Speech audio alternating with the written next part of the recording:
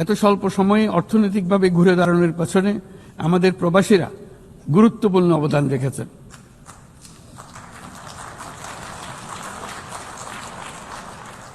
তারা বিদেশের মাটিতে কঠোর পরিশ্রম করে প্রতি মাসে দেশের রেকর্ড পরিমাণ রেমিটেন্স পাঠাচ্ছেন। শুধু বাংলাদেশেই নয়, স্বাগতিক দেশগুলোতেও তাদের বিশাল অবদান রয়েছে। তারা সেখানে বহুল চাহিদা সম্পন্ন সেবা প্রদান করছেন। এটি তাই আমাদের জন্য যেমন তেমনি স্বাগতিক দেশগুলোর জন্য সমানভাবে লাভজনক। উভয় দেশের জন্যই তা উপকারী। এই প্রসঙ্গে আমি জানাতে চাই, আমরা শ্রম অধিকার সংস্কার নিয়ে এগিয়ে যাচ্ছি। ইতিমধ্যেই স্বাধীন শ্রম সংস্কার কমিশনের সুপারিশ বাস্তবায়নে একটি কমিটি গঠিত হয়েছে। বাংলাদেশ শ্রম আইন সংশোধনের কাজ চূড়ান্ত পর্যায়ে রয়েছে, যেখানে ট্রেড ইউনিয়ন প্রক্রিয়া সহজ করা, মাতৃত্বকালীন ছুটি বৃদ্ধি ও আনুষ্ঠানিক ও অনানুষ্ঠানিক উভয় খাতের শ্রমিকদের জন্য সামাজিক সুরক্ষা সম্প্রসারণের পদক্ষেপ অন্তর্ভুক্ত করা হচ্ছে।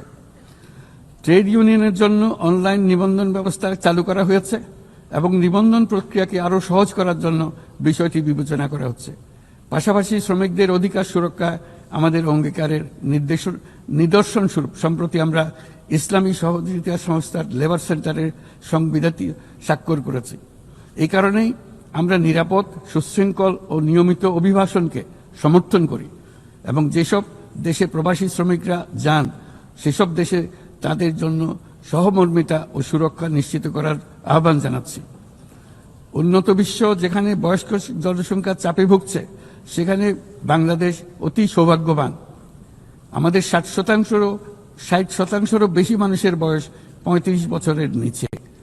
তাই অভিবাসন প্রক্রিয়াকে সহজ করলে তা উভয় পক্ষের জন্য উপকারী হবে।